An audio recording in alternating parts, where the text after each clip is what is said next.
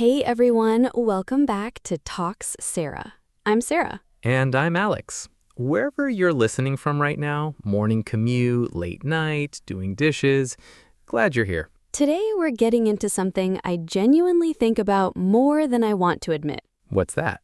That feeling when you look at your to-do list and you just can't. Oh, yeah. I know that feeling very well. And most people, when that happens, they say the same thing to themselves. I'm so lazy. Right, like it's a character flaw. But what if it isn't laziness at all? What if it's something else completely? That's what we're talking about today. The hidden burnout behind I'm just lazy. If you've ever called yourself lazy and felt kind of bad about it, this episode is for you. Okay, so Alex, let me ask you something. When was the last time you called yourself lazy? Honestly, last Thursday, I had this whole list of things I wanted to do after work: exercise, clean my apartment, call my mom back. And? I lay on my couch and stared at the ceiling for 45 minutes, then watched YouTube for an hour. Did you feel guilty? So guilty. I kept thinking, what is wrong with me? I had time, I had the list. Why couldn't I just do it? That's the thing, right? We have this idea that if you have time and you don't use it, that means you're lazy. And that idea is everywhere. Social media, productivity culture. Rise and grind, no days off. If you're resting, you're falling behind, which is exhausting just to hear. Exactly. And so when we rest, when we literally can't make ourselves do something, we don't think, oh, maybe I'm tired. We think, I'm a lazy person. And that's the label we carry around. And labels are dangerous because once you label yourself something, lazy, unmotivated, inconsistent, you start to believe it. You make it your identity. Exactly. That's just who I am. And then you stop looking for the real reason. Right, because laziness is the answer that stops all the other questions. Ooh, say that again. Laziness is the answer that stops all the other questions.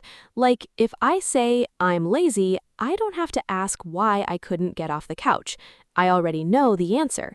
Bad person, weak person, lazy. But if you ask the real questions, Then you have to actually look at your life, which is harder. and scarier. So let's talk about burnout, because I think a lot of people hear that word and think, oh, burnout, that's for people with really intense jobs. Like surgeons or something. Right, or like startup founders working 20-hour days, not regular people. But burnout has changed. Like, the definition of it has expanded so much. It has, because modern life itself is exhausting, even if you have a normal day. What do you mean by that? Okay, think about a regular Wednesday for most people. You wake up and immediately check your phone. Emails, texts, news, social media. Your brain is already processing information before you've even had coffee. Guilty. My phone is the first thing I look at. Then you go through your day, work, decisions, conversations, more emails, more notifications. You get home and you're tired, but you think, I didn't even do anything that hard today. That's such a real thought. Like, I didn't climb a mountain. Why am I this drained? Because your nervous system has been in low-level overdrive all day, constantly processing, constantly reacting. That's exhausting even if nothing dramatic happened. It's like your brain runs out of battery. Exactly. And when your brain is that depleted, drained, exhausted, it cannot perform. It literally cannot make decisions well, start new tasks, stay focused. So the can't get off the couch thing, that's not weakness, right? No, that's your nervous system saying, we need to stop. We need to recover. Huh. That actually makes me feel a lot better about last Thursday. Good. But here's the important part.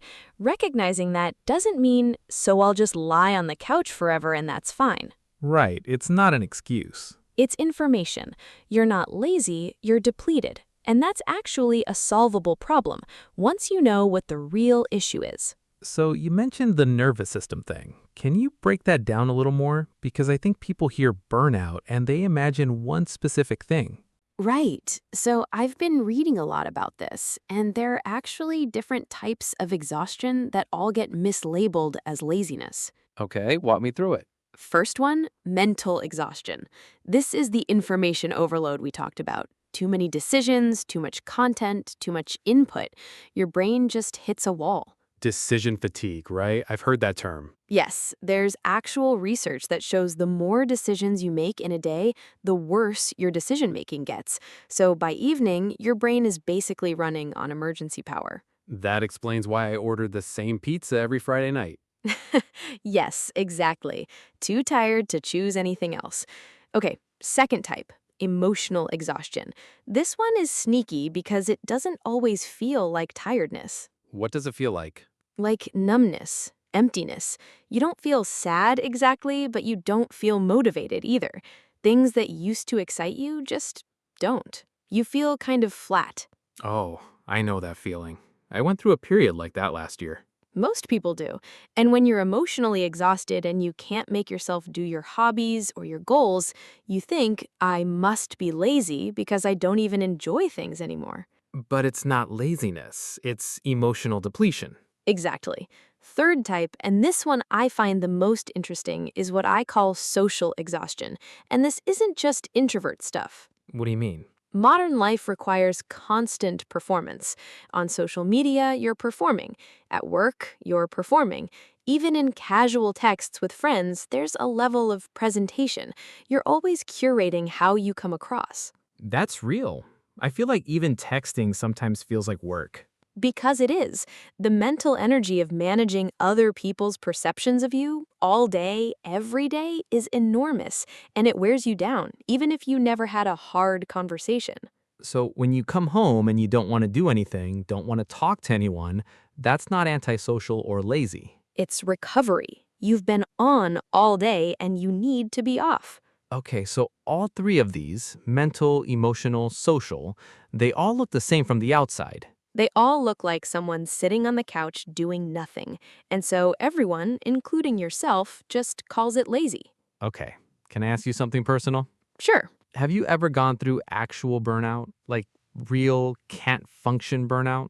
Yeah, a few years ago, I was working 2 jobs, trying to build this podcast, staying connected to everyone on social media, working out.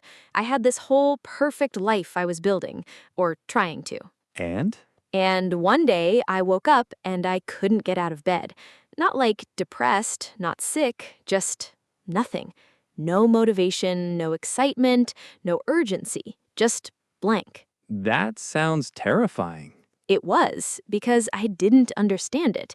I kept thinking, what is wrong with me? I have goals, I have things I care about. Why can I not just move? Did you call yourself lazy? Every single day, I told myself I was weak, that I didn't want it enough, that I was going to fall behind everyone else, that I was disappointing the people who believed in me. That's the brutal inner voice. It's so brutal, and it made everything worse, because now I wasn't just exhausted, I was also ashamed of being exhausted, which is exhausting. You were tired of being tired and then feeling bad about being tired. Exactly. It's a spiral. And the only thing that actually broke the spiral was someone close to me said, Sarah, you need to rest, not push through. Actually rest. How did that feel to hear? Honestly, I cried because part of me wanted permission to stop. I'd been running so hard for so long and nobody had told me it was okay to stop. That's such a human thing. We need permission sometimes. We do. So if you're listening right now and you're in that place, consider this your permission. You're allowed to be tired. You're allowed to need rest. It doesn't make you lazy. I want to talk about phones for a second, because I feel like this is a huge part of the burnout conversation that people underestimate. Oh, absolutely. Like, we live in a world where stimulation is constant. You never have to be bored. You never have to be sitting with silence. And that sounds nice, but it's actually kind of a problem. A huge problem, because your brain needs downtime, genuine downtime, not watching TV downtime, like staring at a wall, going for a walk without headphones, sitting in the sun, actual mental silence. When was the last time you just sat somewhere with no phone, no podcast, no music, just existing? Honestly, it's hard to remember, and that's a problem. I tried to do it a few weeks ago. Just sit on my balcony with nothing for 10 minutes. How did it go? I lasted maybe 3 minutes before I picked up my phone. I didn't even realize I was doing it. My hand just went for it. That's the habit. It's almost automatic at this point for a lot of us. And the problem is when your brain never gets rest from stimulation, it never recovers. So you wake up tired, you go through the day tired, you come home tired, and you scroll because you're too tired to do anything else. But the scrolling makes the tiredness worse. It's a cycle. Exhaustion leads to passive consumption, scrolling, watching, browsing. Passive consumption prevents real rest, so exhaustion continues or gets worse. And you end the day thinking, I didn't do anything meaningful. I must be lazy. When really you were running on empty and your brain chose the lowest energy survival option, Which is scrolling. which is scrolling every time.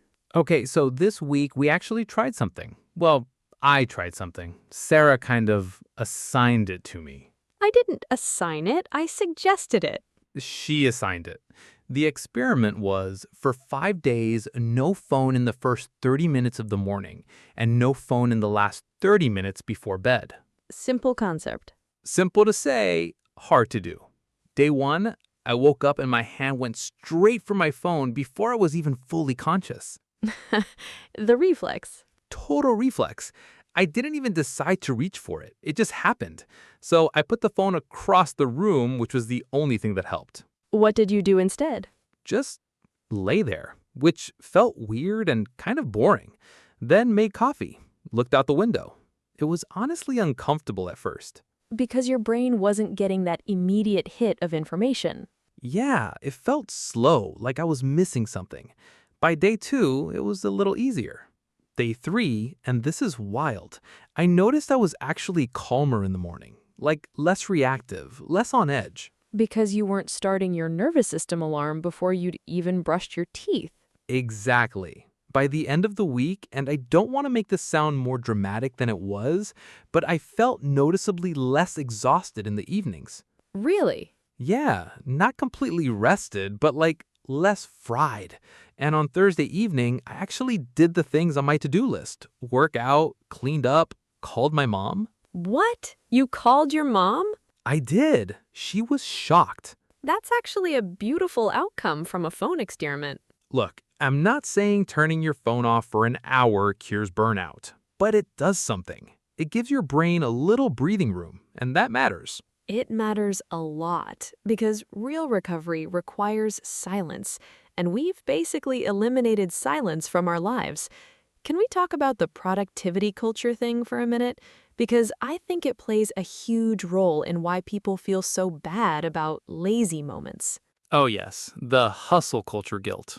There's this idea that if you're not doing something productive every moment, if you're not building something, improving something, growing somehow, then you're wasting your life. And it's everywhere. Instagram, LinkedIn, YouTube.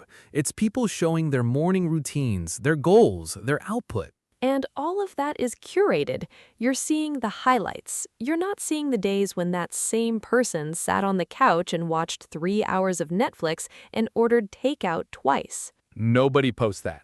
Nobody. So you're comparing your worst days to everyone else's best days. And of course you feel like you're falling behind. And of course you feel lazy. It's like this weird collective pressure that nobody's actually enforcing, but everyone feels. Exactly. And the pressure itself is exhausting. Trying to be productive creates a layer of stress that actually makes it harder to be productive. So the guilt about being lazy makes you more tired, which makes you more lazy, which makes you more guilty. There's the spiral again. We keep coming back to spirals. Because that's what burnout is. It's a series of spirals, and the only way out is to stop judging yourself for being human and start actually understanding what you need. Okay, so let's get practical. If someone is listening and they recognize themselves in all this, they're depleted, they're calling themselves lazy, what do they actually do? First, stop fighting the tiredness and start listening to it. What kind of tired are you? Because the solution depends on the type of exhaustion. Go through the types. If you're mentally exhausted, information overload, too many decisions, you need input reduction. Fewer screens, fewer choices. Maybe a walk without your phone. Journaling. Something slow and quiet. Basically, feed your brain less for a while. Yes, let it breathe. If you're emotionally exhausted, that flat, numb feeling, you need something that gives you a genuine small moment of joy. Not achievement, joy. Watching a show you love, cooking something, being with a friend you feel safe with. Not forcing productivity, but not mindless scrolling either. Right, something that actually fills you. And if you're socially exhausted, the performance exhaustion, you need time where you don't have to manage anyone's impression of you. Alone time, or time with people where you can be completely unfiltered. So rest isn't one size fits all. Not at all. The wrong kind of rest can actually leave you feeling emptier. Like if you're emotionally depleted and you spend all weekend scrolling social media, that's not rest. That's just different stimulation. It's like eating junk food when you're hungry. Technically you ate, but you didn't get nourished. That is such a perfect analogy. Rest needs to actually restore you, not just kill time. Here's something I've been thinking about. Even when you know all this, even when you understand burnout and rest, sometimes you still have those days where nothing gets done, and you still feel bad about it. Yeah. The knowledge doesn't always stop the guilt. So, how do you actually stop beating yourself up? I think it starts with one thing. Changing the story you tell yourself. Instead of ending the day with, I was lazy today, try ending it with, I was depleted today, and I rested.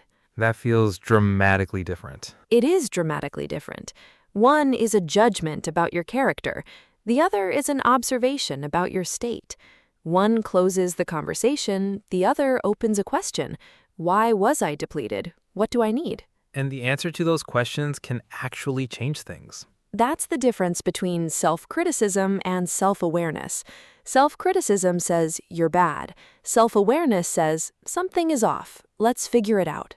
Self-awareness actually leads somewhere. Self-criticism just keeps you stuck. Exactly. And look, I'm not saying you should never reflect on your habits or hold yourself accountable. You should.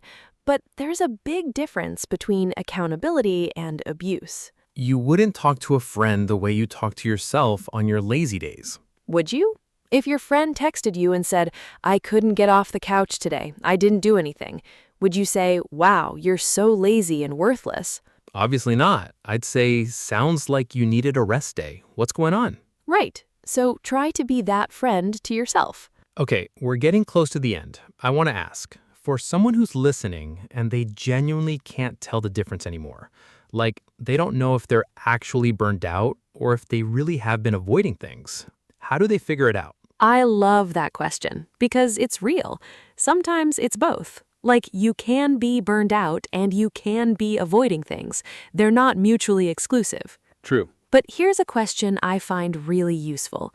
When you imagine doing the thing you've been avoiding, not doing it, just imagining it, how do you feel? Walk me through that. If the thought of doing it makes you feel dread, emptiness, or just nothing, that's usually depletion. Your tank is empty. If the thought makes you feel anxiety, avoidance, some kind of internal resistance, that's usually a fear-based block. Different thing. So one needs rest and one needs a different kind of work. Yes, depletion needs restoration. Fear needs gentle action. And learning to tell the difference is honestly one of the most important life skills I think a person can develop. That's something I genuinely hadn't thought about before today. I think a lot of the time we're managing our lives from the outside in, trying to force output, optimize schedules, become more productive without ever checking in with the inside. The inner stuff, the actual state you're in. Yeah, and when you start there, when you actually ask yourself, what kind of tired am I right now? What do I actually need? Everything changes a little. It gets less overwhelming. I want to add something before we close. I think for a lot of people, the realization that they're not lazy, that they're burnt out, that they're depleted, is also kind of emotional. How do you mean? Like, You've been beating yourself up for so long, for months, maybe years, calling yourself weak, undisciplined, lazy, and then someone tells you, no, you're exhausted, you've been running on empty, and you've been hating yourself for it. That's grief a little bit, right? Grieving the time you spent being hard on yourself for something that wasn't your fault. Yeah, and that's okay. That's part of it. It is. But you can't go back. You can only go forward with more understanding, more compassion for yourself, more awareness of what's actually going on. That's actually a really hopeful place to end. It is, right? Okay, so if you've been listening today and something hit home for you, we'd really love to hear about it. Like, what was the moment where you thought, okay, that's me? Drop it in the comments. We read them. We're curious. Yeah, genuinely. And if you found this helpful, just share it with someone who might need it. Someone who keeps calling themselves lazy. Someone who looks tired. You know someone like that. We all do. Subscribe if you want more of these conversations. We put out new episodes every week, and we try to make every single one feel like this one. Honest, real, something that actually matters to your day. Thanks for spending this time with us. Go easy on yourself today. Really, be kind to yourself. Talk soon, everyone.